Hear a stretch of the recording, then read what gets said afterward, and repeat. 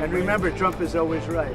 If you look at what I've said over the last 10 years, Trump has been right. The countermeasures we take today are strong but proportionate